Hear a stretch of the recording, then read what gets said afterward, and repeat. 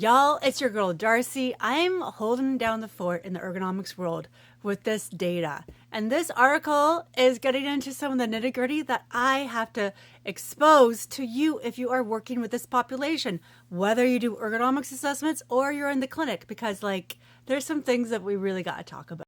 If you don't know me, my name is Darcy. I'm an ergonomist. I train other ergonomists and I help them scale their ergonomics businesses. Now, here's the nitty gritty with this. It's really interesting because older workers, they get injured way less often, but when they do get injured, the claims are 5 times bigger. That's huge. It's huge from an ergonomics perspective, from an insurance and cost, and from that person who's injured as well. All these factors come together. And we should really care about this because we have an aging workforce and we got to make sure those people who are on the job doing the work can do so safely, functionally, feasibly.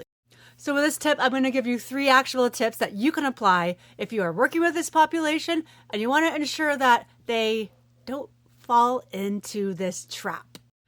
1, y'all, yeah. So when we're talking about ergonomics, we're talking about big picture here. Ergonomics is how that work is set up to support that worker in the job, the fit of the job to the person.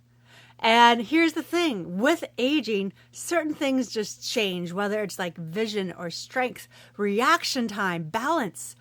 All these normal range physical attributes of a job that requires a person to do is going to change. So things like lighting and different elements need to change in the design of the task.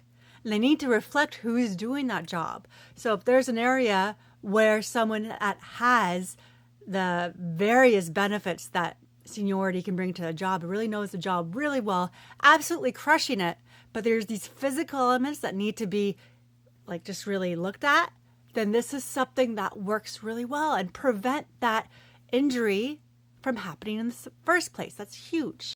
Number 2, when you are bringing someone back to work, whether it's an accommodation, return to work aspect because they have gotten injured and you're reactively getting them back to work, then a special awareness should be done on a gradual return to work. Why? Because they, for the most part, have been inactive for some time, and it will take some time to gradually increase the hours on the tasks so they're not re-injured when they're getting back to work. That would just be the worst possible thing and really increase the cost of these things for the worker and that person's life. I mean, you can't forget anyone in this situation, right? Last tip, number 3, prevention, ergonomics, proactive design, engineering out that risk before it enters that workplace is the number 1 factor here. If you know, then the costs of workplace injuries are absolutely huge. We're talking $60,000 for direct and indirect costs for someone who is not in the older age range.